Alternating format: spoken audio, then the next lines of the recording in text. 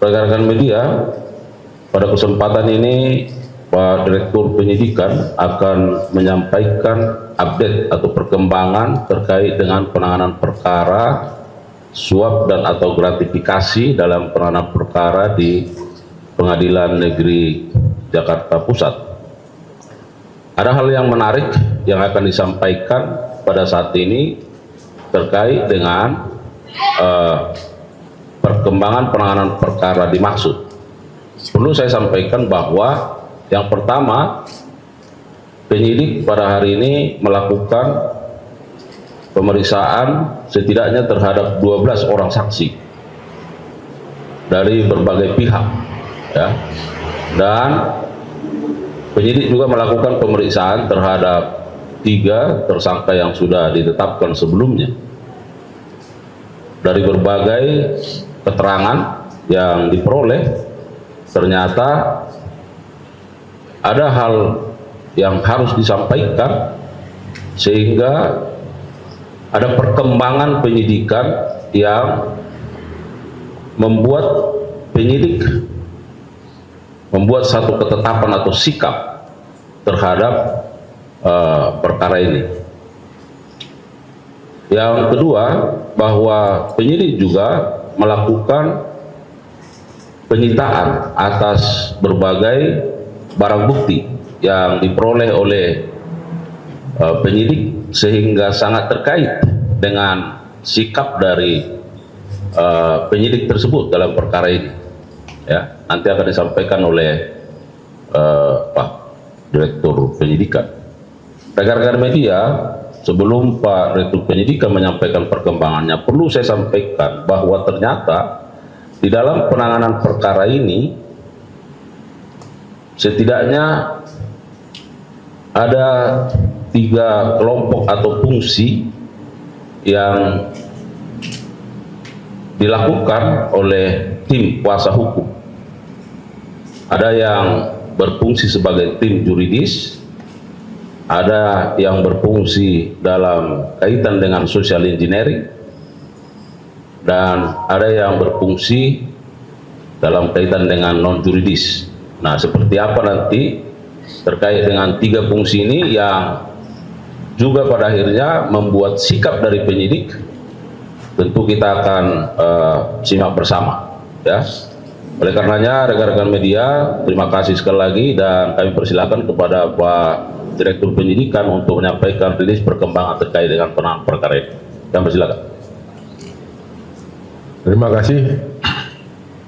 Assalamualaikum warahmatullahi wabarakatuh. Waalaikumsalam. Selamat malam, salam bahagia dan salam sejahtera bagi kita semua. Yang saya hormati Bapak Kapus Penkum, para Kasubdit, teman-teman wartawan yang selalu setia mengikuti perkembangan perkara ini. Untuk itu, dalam kesempatan ini saya akan menyampaikan perkembangan penyidikan tindak pidana korupsi dan atau gratifikasi terkait penanganan perkara di Pengadilan Negeri Jakarta. Sebagaimana telah kami sampaikan kemarin, dugaan perkara korupsi, suap dan atau gratifikasi.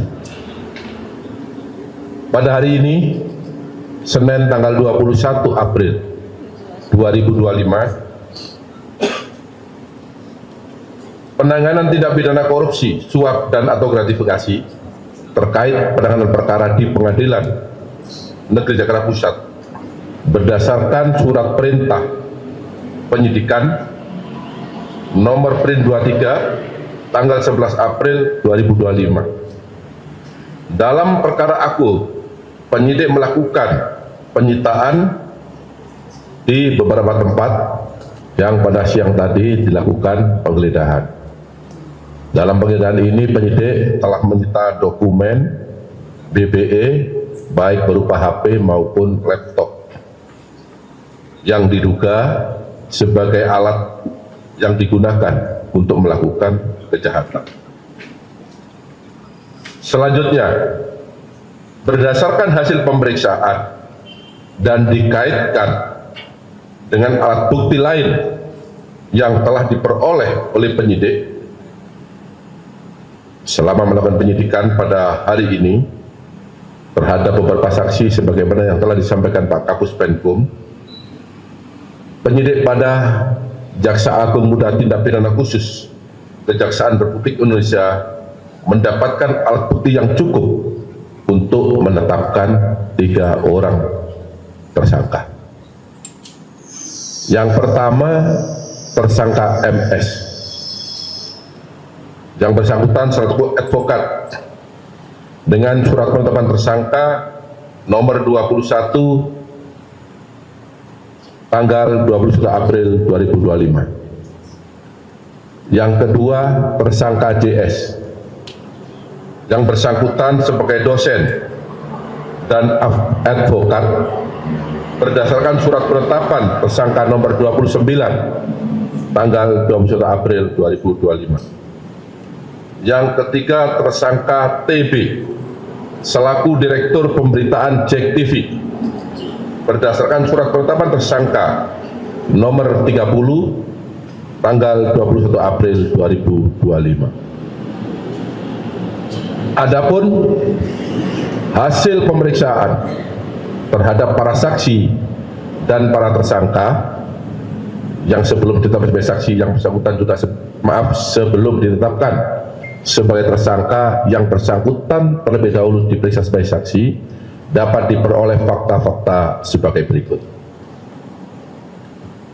Terdapat permufakatan jahat yang dilakukan oleh MS, JS bersama-sama dengan TB selaku Direktur Pemberitaan JEK TV untuk mencegah, merintangi atau menggagalkan secara langsung atau tidak langsung dalam penanganan perkara tindak pidana korupsi tata niaga komoditas timah di wilayah IUP di PT Pertamina Tbk dan tindak pidana korupsi dalam kegiatan importasi gula atas nama tersangka Tom Lembong, baik dalam penyidikan, penuntutan maupun pemeriksaan di pengadilan.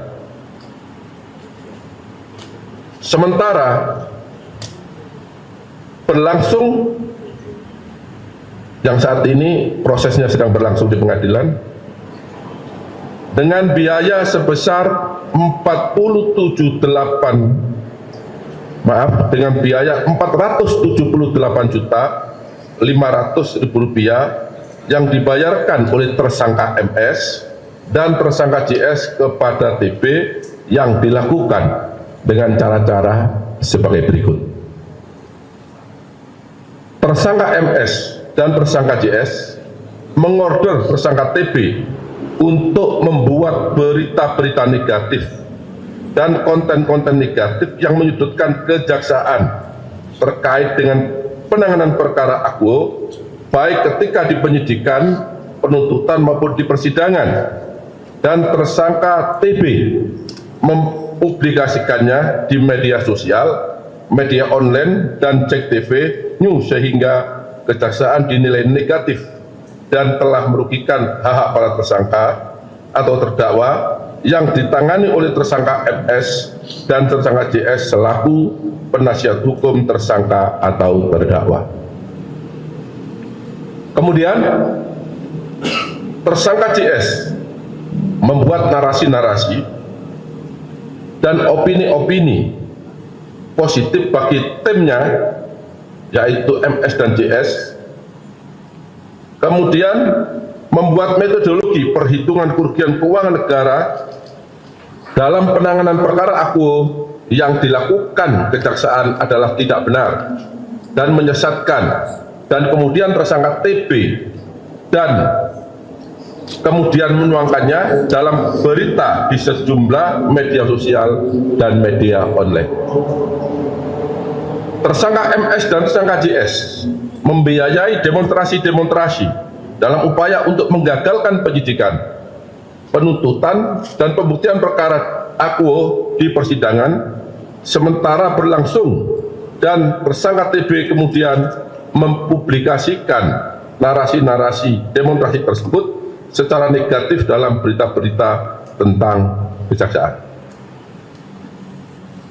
Tersangka MS dan tersangka JS menyelenggarakan dan membiayai kegiatan seminar-seminar, podcast, dan talkshow di beberapa media online dengan mengarahkan narasi-narasi yang negatif dalam pemberitaan untuk mempengaruhi pembuktian perkara di persidangan, kemudian diliput oleh tersangka TB dan menyiarkannya melalui Cek TV dan akun-akun official Cek TV, termasuk di media TikTok dan YouTube. Tersangka TB memproduksi acara TV show melalui dialog, talkshow, dan diskusi panel di beberapa kampus yang diliput oleh Cek TV. Tindakan yang dilakukan oleh tersangka MS, tersangka JS, dan tersangka TB dimaksudkan bertujuan untuk membentuk opini publik dengan berita negatif yang menyudutkan kejaksaan maupun Jampitsus dalam penanganan perkara tindak pidana korupsi tata niaga timah maupun perkara tindak pidana korupsi tata niaga gula, baik saat penyidikan maupun di persidangan yang saat ini sedang berlangsung, sehingga kejaksaan dinilai negatif oleh masyarakat dan perkaranya tidak ditindaklanjuti ataupun tidak terbukti di persidangan. Jadi tujuan mereka jelas, dengan membentuk opini negatif seolah-olah yang ditangani oleh penyidik tidak benar, mengganggu konsentrasi penyidik, sehingga diharapkan atau harapan mereka perkaranya dapat dibebaskan atau minimal mengganggu ya konsentrasi penyidikan. Selain daripada itu, para tersangka juga melakukan perbuatan yaitu menghapus beberapa berita, beberapa tulisan yang ada di BBE mereka sebagaimana keterangan yang telah diakui oleh para tersangka, dan barang bukti tersebut sudah dan telah kami sita. Kemudian di samping itu terhadap beberapa tersangka juga memberikan keterangan yang tidak benar, di mana dalam salah satu keterangan saksi menyatakan bahwa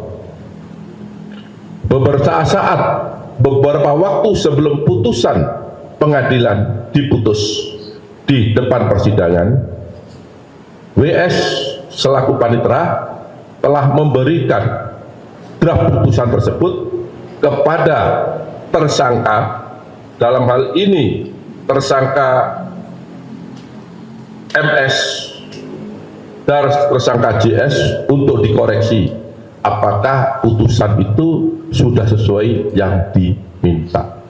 Tetapi di dalam fakta penyidikan, kedua tersangka tersebut tidak mengakui dan mengingkari fakta yang sesungguhnya. Sehingga dapat disampaikan bahwa terhadap beberapa hal yang dilakukan tadi, maka termasuk unsur orang yang sengaja merusak bukti-bukti dalam perkara korupsi. Yang kedua, juga masuk orang yang memberikan informasi palsu atau informasi yang tidak benar selama proses penyidikan. Kemudian dapat saya sampaikan juga bahwa pasal yang disangkakan kepada tersangka MS yang bersangkutan diduga melanggar pasal 21 Undang-Undang Nomor 31 Tahun 1999 tentang pemberantasan tindak pidana korupsi sebagaimana diubah dengan Undang-Undang Nomor 20 Tahun 2001 junto pasal 55 ayat 1 ke 1 Kitab Undang-Undang Hukum Pidana. Kemudian untuk tersangka JS yang bersangkutan diduga melanggar pasal 21 Undang-Undang 31 tahun 1999 sebagaimana telah diubah dengan Undang-Undang nomor 20 tahun 2001 tentang pemberantasan tindak pidana korupsi junto pasal 55 ayat 1 ke 1 KUHP. Kemudian untuk tersangka TB yang bersangkutan diduga melanggar pasal 21 Undang-Undang nomor 31 tahun 1999 sebagaimana diubah dengan Undang-Undang nomor 20 tahun 2001 tentang pemberantasan tindak pidana korupsi junto pasal 55 ayat 1 ke 1 Kitab Undang-Undang Hukum Pidana. Terhadap kedua tersangka, yaitu tersangka JS, dilakukan penahanan 20 hari ke depan terhitung mulai hari ini di Rutan Salemba, Cabang Kejaksaan Agung. Begitu juga dengan tersangka TB, dilakukan penahanan 20 hari ke depan terhitung mulai hari ini di Rutan Salemba, Cabang Kejaksaan Agung.